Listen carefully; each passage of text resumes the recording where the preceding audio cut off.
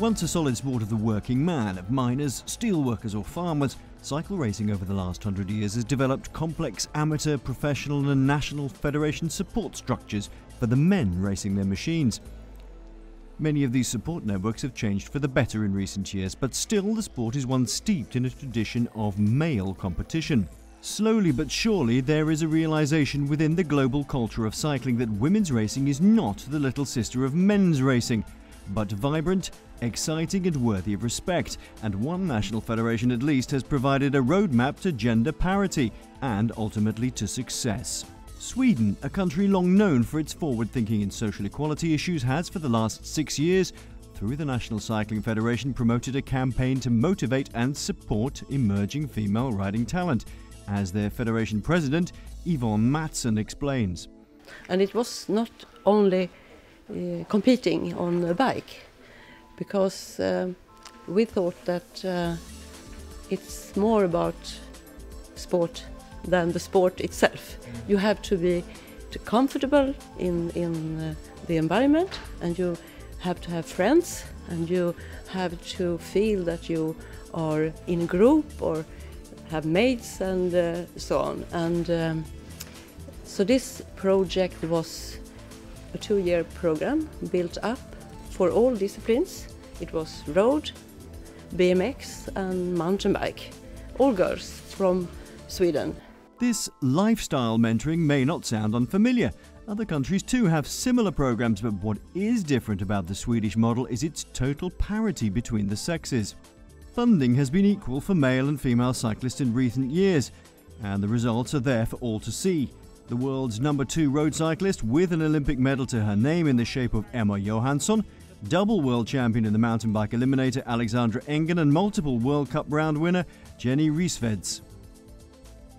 But throwing equal amounts of money at male and female athletes doesn't automatically get results. It's a far more complicated and cultural process, as Yvonne Mattsson explains. But we didn't think of money so much more of how to develop these young riders to the highest level. But to change attitudes you have to work hard, and in Sweden they're doing it from the top down. Not only is the federation president a woman, but until recently there was a female national coach, Madeleine Lindberg. Back in 2007, Lindberg took 40 young female athletes and began to mentor them, not just in racing and coaching, but educationally, in media awareness, social skills and bicycle preparation, to name a few areas.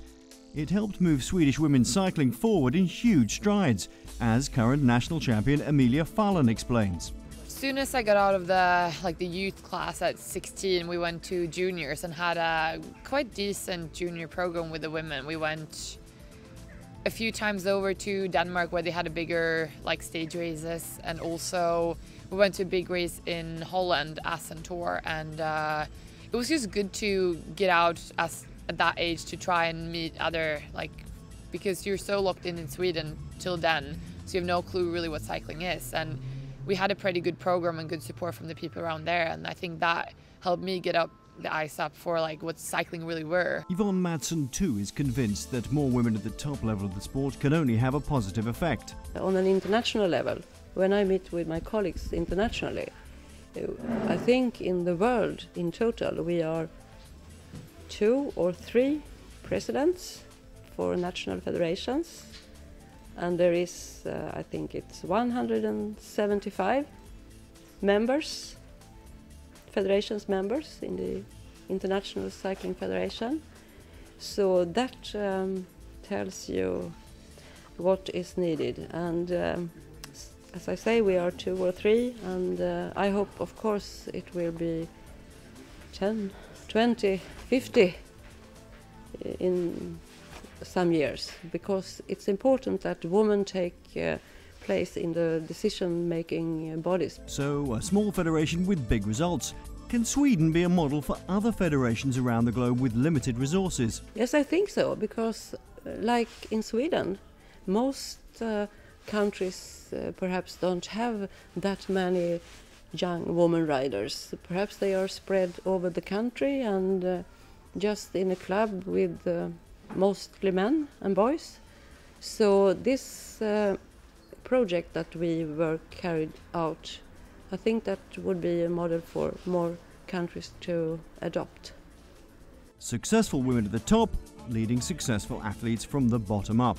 The Swedish Cycling Federation provides a glimpse of the new and vibrant movement in women's cycling, and that can only be a good thing. Enjoy the race and have fun.